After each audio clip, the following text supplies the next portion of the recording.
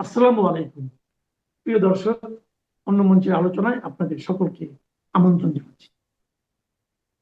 আজ আমাদের আমন্ত্রিত অতিথি হিসেবে আছেন আহ, এই ঘৃণা আপনারা থামাবেন কিভাবে?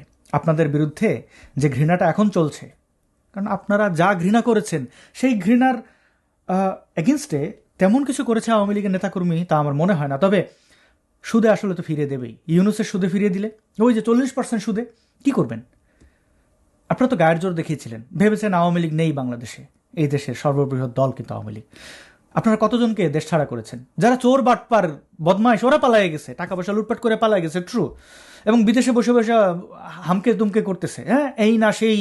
বাংলাদেশে বসে যারা আপনাদের মতো জঙ্গিদের সাথে প্রতিদিন পার করছে, যারা প্রতিদিন নির্যাতনের শিকার হচ্ছে, তাদের জীবন সংশয় আছে বছরের পর বছর ধরে, তাদের ক্রোধ আপনি কি দিয়ে আটকাবেন? তৃণমূল আওয়ামী লীগ, পালায়া যা হাসান মাহমুদ ওবায়দুল কাদের আওয়ামী লীগ না। তৃণমূলের নেতাকর্মীদের মানে আপনাদের তো এখন তারা ধরা দেবে না, আপনাদের মধ্যেই মিশে আছে। কেউ জুলাই যোদ্ধা, কেউ নিজেকে বিএনপি দাবি করছে। কিছু করার নেই, তাদের মৃত্যু থেকে বাঁচার জন্য মানুষ অনেক কিছুই করতে পারে।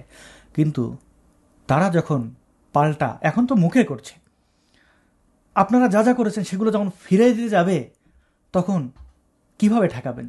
হেপাটাইটিস এ এবং সিতে আক্রান্ত হয়ে চিকিৎসাধীন অবস্থায় ভারতে মারা গেছেন কারিনা কায়সার। এই বিষয়টি আপনারা জানেন এবং বাংলাদেশে তার জানাজা অনুষ্ঠিত হয়েছে বেশ কয়েকবার।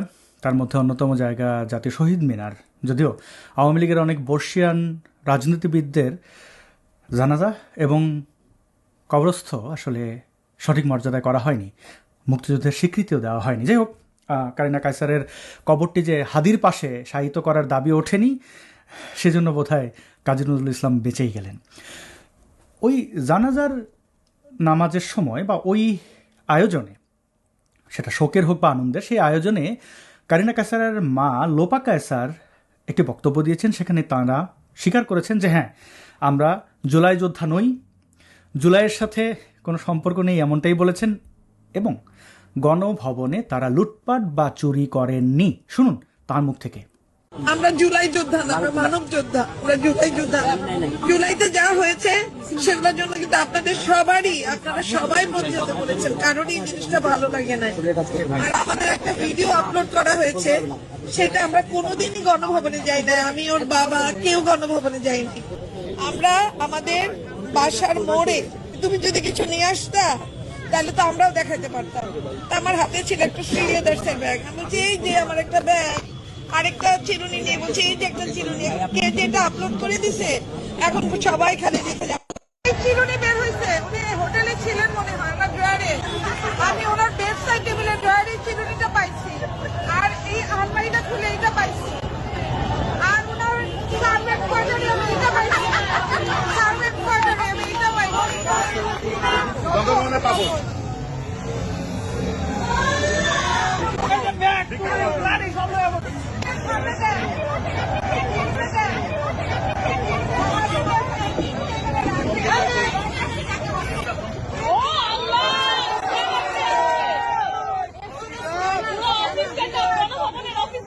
কে যেটা আপলোড করে দিছে এখন সবাই খালি দেখে যাবে।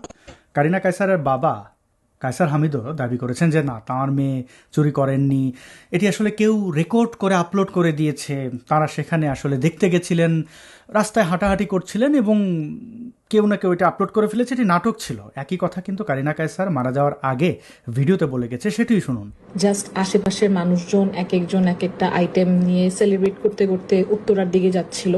সো উই গট সোয়েপড আপ যে ঠিক আছে আমরাও একটা কিছু দেখাই বলি, এটা আমরা গণভবন থেকে নিয়ে আসছি। আমরা কিচ্ছু গণভবন থেকে আনি নাই, আমরা ওইদিকে যাইও নাই যখন দিস অল ওয়াজ হ্যাপেনিং। এগুলো সব আমাদের item, we didn't steal anything, আমরা কিচ্ছু চুরি করি নাই। আরও যদি প্রুফ চাও, এই যে this is the same exact bag that my mother is carrying. এই দেখো 8 jan 2024 9:36 PM, এই যে এসকে সেতুলা। আর আর আর কি দিব, আর কি দেওয়া বাকি তোমাদেরকে এটা বোঝানোর জন্য যে আমরা নেই নাই ভাই। আমার পুরোপুরি আমার আইডিয়া ছিল, আমার স্টুপিডিটি ছিল যে জাস্ট একটা নাটক করার জন্য এখন মানে অনেক কথা শুনতে হইতেছে মানুষের থেকে। কারিনা কায়সারের বক্তব্য থেকে স্পষ্ট হচ্ছে তাঁর মা লোপা কায়সার মিথ্যা বলেছেন। অর্থাৎ কে না কে ভিডিও ধারণ করে সেগুলো ইন্টারনেটে ছড়িয়ে দিয়েছে। কে যেটা আপলোড করে দিছে এখন সবাই খালি দেখে যাবে। কারিনা কায়সার উদ্দেশ্য প্রণোদিতভাবে নিজেদের সামগ্রী প্রদর্শন করে সেটি রেকর্ড করে ইন্টারনেটে আপলোড করেছেন। তিনি যেহেতু কন্টেন্ট ক্রিয়েটর এবং তার কন্টেন্টের ধরন যেহেতু এগুলো, মানে মা মেয়ে দাঁড়িয়ে আছেন, উল্লাস করছেন, গণভবনের মালামাল লুটপাট করছেন, এমন দৃশ্য দেখাচ্ছেন, পাশে কোনো একজন নারীর প্রাইভেট গার্মেন্ট এইভাবে দেখাচ্ছে এবং তারা হি হি করে হাসছেন। যাই হোক, লোপা কায়সার যে দাবি শুরু থেকে করলেন যে আমরা চুরি করিনি, আমরা জুলাই যোদ্ধা নই, কিঞ্চিত ইতিবাচক। জুলাই যোদ্ধা নন, খাড়ার উপরে পোল্টি নিয়ে নিলেন। আবার আপনার মেয়ে তো শেখ হাসিনার কাছাকাছি দাঁড়িয়ে ছবি তুলেছেন, নানান সুবিধা নিয়েছেন সরকারের কাছ থেকে। এখন বলবেন হ্যাঁ, কারিনা কায়সারের বাবা হামিদ কায়সার একজন প্রথিতযশা ফুটবলার, বাংলাদেশ ফুটবল দলের ক্যাপ্টেন ছিলেন, আপনি নর্থ সাউথে পড়ান। গণভবনে গেছিলাম চুরি করতে, তো গণভবনে আমরা আসলেই যাই নাই। যেদিন ইয়ে ছিল, ওই সেলিব্রেশন হচ্ছিল, তো আমাদের সামনে দিয়ে মানুষ অনেক যাচ্ছিল মিছিল করে, কারো হাতে হাঁস ছিল, মাছ ছিল, ভাত ছিল, ল্যাপটপ ছিল, ভাঙ্গা চেয়ার ছিল, যে সব গণভবন থেকে আসছে। সে আমাকে বললো তুমি যদি একটা বাসা থেকে কিছু নিয়ে আসতা। আচ্ছা আছে তো আমার ব্যাগ, এই যে আমি নিয়ে আসছি ব্যাগ, একটা ক্লিপ দেখা বললাম, এই যে আমার ক্লিপ, কিন্তু এটা আমরা করি নাই। হ্যাঁ, তো আমাদের এই ফান ভিডিওটা পাবলিক হয়ে গেছে এবং সেটার জন্য মানুষ অনেক অনেক নেগেটিভ কথা বলে। আমি নর্থ সাউথে পড়াই, আমার কোনো দরকার নেই একটা ভাঙা ক্লিপ আমি গণভবনে ঠেলা ঠেলি করে চুরি করে নিয়ে আসবো। আমার হাজবেন্ড অনেক মানে অনেক বিখ্যাত একজন মানুষ, আমার শাশুড়ি এই দেশের একটা সম্পদ, আমার শ্বশুরও জাতীয় পদপ্রাপ্ত মানুষ। আমাদের একজন শিক্ষিকা, তো আপনার মেয়ে তো শেখ হাসিনার পাশে দাঁড়াতেই পারে, দাঁড়াতে পারে। আবার তার পতনের পর আপনি একজন শিক্ষক হয়ে আপনার সন্তানকে এই শিক্ষা কিভাবে দিলেন? আপনার এই পুরো বিষয়টি মানুষ কিভাবে দেখছে? আপনি সরাসরি মানে সশরীরে গণভবনে যাননি, সেখান থেকে চুরি করেননি, কিন্তু চুরি করেছেন বলে যে সামগ্রীগুলো দেখালেন সেটি কি চুরি করার থেকে কোনো অংশে কম? আমরা রবীন্দ্রনাথ ঠাকুরের ন্যায়দণ্ড কবিতার সেই বিখ্যাত চরণটির কথা মনে করি, অন্যায় যে করে আর অন্যায় যে সহে, তব ঘৃণা যেন তারে তৃণ সমদহে। ছোটবেলায় আমরা পড়েছি। লোপা কায়সার, আপনি তো একজন শিক্ষক, আপনার সন্তানকে কি শিখিয়েছেন এগুলো? কই, আমরা তো এই বাংলাদেশেই বড় হয়েছি, আমার বাবা একজন শিক্ষক, কোনোদিন এরকম কোনো ধারে কাছেও কোনো চুরির সামগ্রী ঘরে নিয়ে আসলে ঘরে জায়গা হতো না। আপনি কি করে আপনার মেয়েকে নিয়ে, আপনার স্বামীকে নিয়ে এভাবে উল্লাস করলেন? এখন আপনার মেয়ে বেঁচে নেই, এই বেঁচে না থাকা এবং তার অতীতের কর্ম নিয়ে যখন মানুষ সমালোচনা করছে, বিশেষ করে আওয়ামী লীগের নেতাকর্মীরা, তখন আপনি এসে একটা স্টেটমেন্ট দিলেন আপনার মেয়ে বেঁচে নেই, এই জন্য আমরা দুঃখিত। কিন্তু আপনার বক্তব্যটা কি দাঁড়িয়েছে জানেন? চোরের মায়ের বড় গলা। নিঃশর্তভাবে স্বীকার করা উচিত ছিল, যেভাবে স্বীকার করেছেন আপনারা জুলাই যোদ্ধা নন। জুলাই যোদ্ধা নন, কিন্তু সেই যুদ্ধের যে ধরন 5ই আগস্ট আমরা দেখলাম, জুলাই যোদ্ধারা এই চুরি, বাটপারি, ছিনতাই এগুলোকে তাদের যুদ্ধের অংশ মনে করেছে। রাষ্ট্র তাদের ইনডেমনিটি দিয়েছে। চুরি বাটপারির জন্য কোনো বিচার করেছে? গণভবন লুটপাট করা, আপনি যখন শিক্ষক বলুন তো, এগুলো উচিত? কোন দিক থেকে এটা আপনার কাছে নৈতিক মনে হচ্ছে, নাকি এটা ফৌজদারি অপরাধ? আপনি ফান হিসাবে ফৌজদারি অপরাধ করেন? লোপা কায়সার, নর্থ সাউথ বিশ্ববিদ্যালয়ে আপনার মেয়েকে যেভাবে চুরি শিখিয়েছেন, এইভাবে ছাত্রীদের চুরি শেখান, অনৈতিক কাজ শেখান? শিক্ষক হিসেবে আপনি নিজে লজ্জিত হচ্ছেন না? চোরের মায়ের বড় গলা, আমরা চুরি করি নাই, এটা আমাদের জিনিসপত্র ছিল, আমাদের ব্যাগ ছিল, আমাদের চুলের ক্লিপ ছিল, এটা বললেই সব শেষ হয়ে যায়। অন্যায় করেননি, অন্যায় সননি, কিছুই করেন নাই, একদম আপনারা দুধে দেওয়া তুলসী পাতা।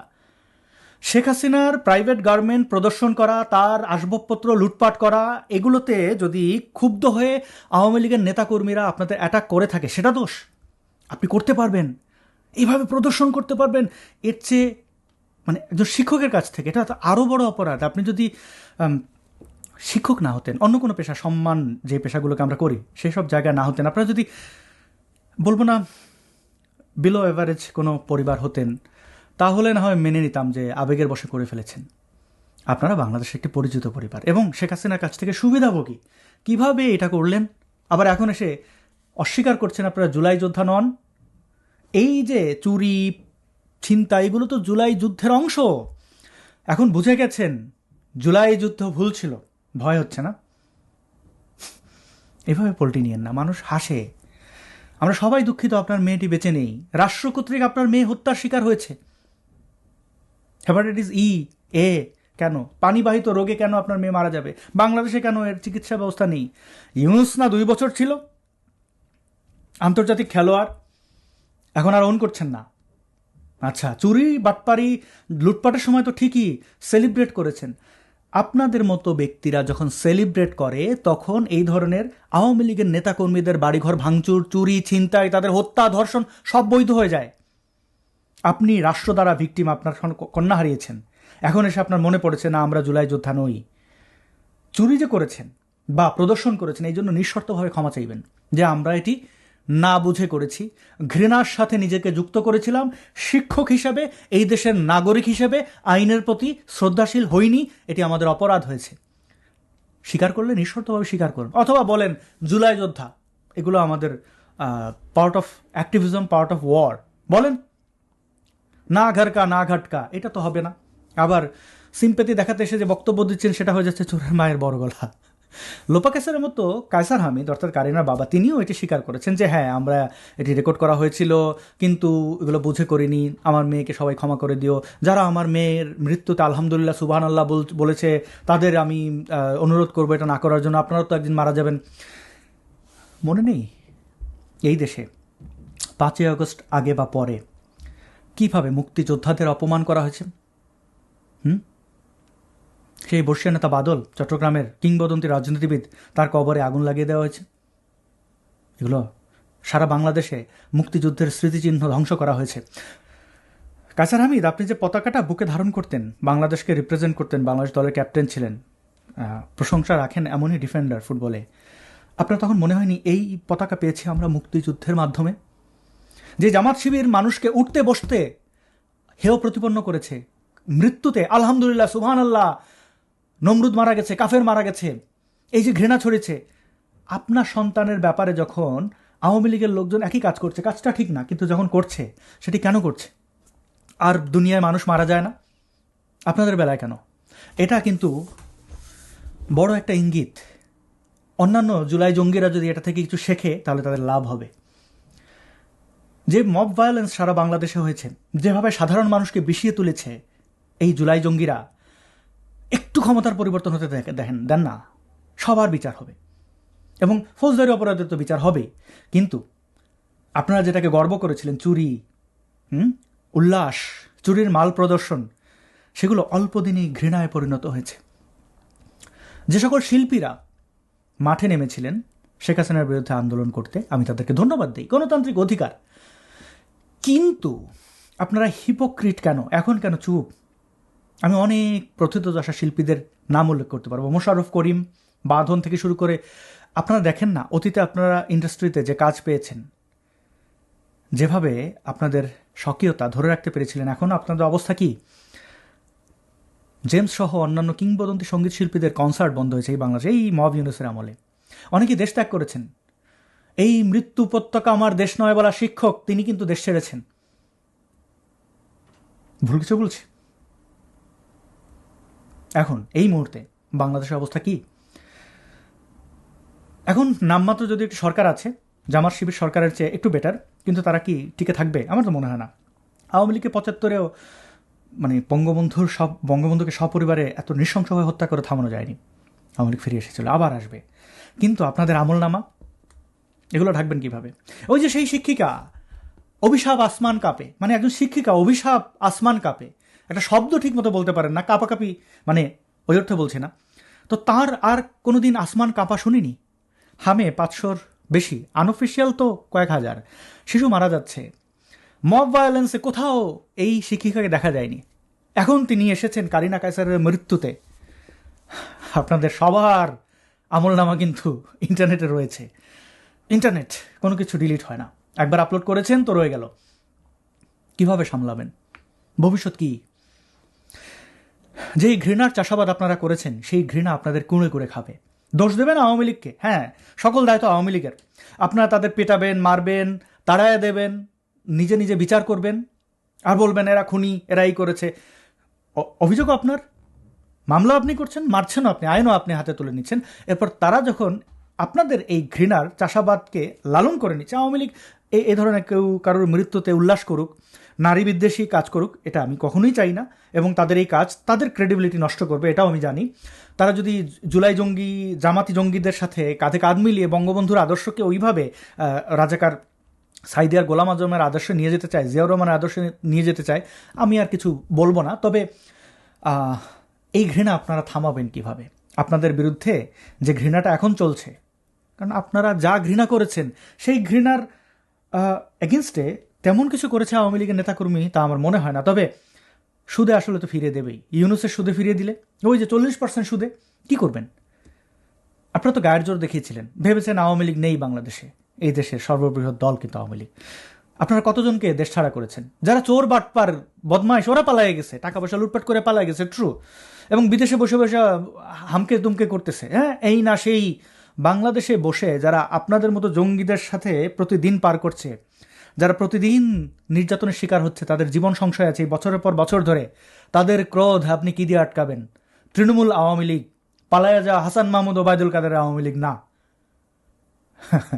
তৃণমূলের নেতাকর্মীদের আপনাদের তো এখন তারা ধরা দেবে না, আপনাদের মধ্যেই মিশে আছে। কেউ জুলাই যোদ্ধা, কেউ নিজেকে বিএনপি দাবি করছে, কিছু করার নেই। তাদের মৃত্যু থেকে বাঁচার জন্য মানুষ অনেক কিছুই করতে পারে, কিন্তু তারা যখন পাল্টা এখন তো মুখে করছে, আপনারা যা যা করেছেন সেগুলো যখন ফিরে দিতে যাবে তখন কিভাবে ঠেকাবেন? ডিপ স্টেটের কাছে বিক্রি হওয়া শিল্পীদের ব্যাপারে আর কিছু বলার নেই, তাদের কোনো অস্তিত্ব বাংলাদেশে থাকবে না, এটা আমার ধারণা। কিন্তু যারা না বুঝে এই মব সন্ত্রাসীদের সাথে কাঁধে কাঁধ মিলিয়ে মব সন্ত্রাসকে প্রশ্রয় দিয়েছেন, মরশুমি কাঁপাকাঁপি, কখনো আসমান কাঁপে, কখনো বুক কাঁপে, তারপরে এই মৃত্যু উপত্যকা কখনো কখনো তাদের নয় বলে দাবি করা, ভুলভাল যারা করেছেন নিঃশর্তভাবে ক্ষমা চান, স্বীকার করেন। না করলে পরিণতি আপনারা বুঝে নিন। অনেক অনেক শুভেচ্ছা। ভিডিওটি শেষ পর্যন্ত দেখার জন্য অনেক ধন্যবাদ। এই ভিডিওর মতামত সম্পর্কে আপনার দ্বিমত থাকলে কমেন্ট করে জানাবেন। যদি একমত হয়ে থাকেন তাহলে লাইক করতে পারেন, ডিসলাইক করতে পারেন দ্বিমত হলে, এবং যদি মনে করেন এই ভিডিওটি শেয়ার করা উচিত তাহলে আপনার বন্ধু, আত্মীয় স্বজন তাদের কাছে শেয়ার করতে পারেন। অনেক অনেক শুভকামনা।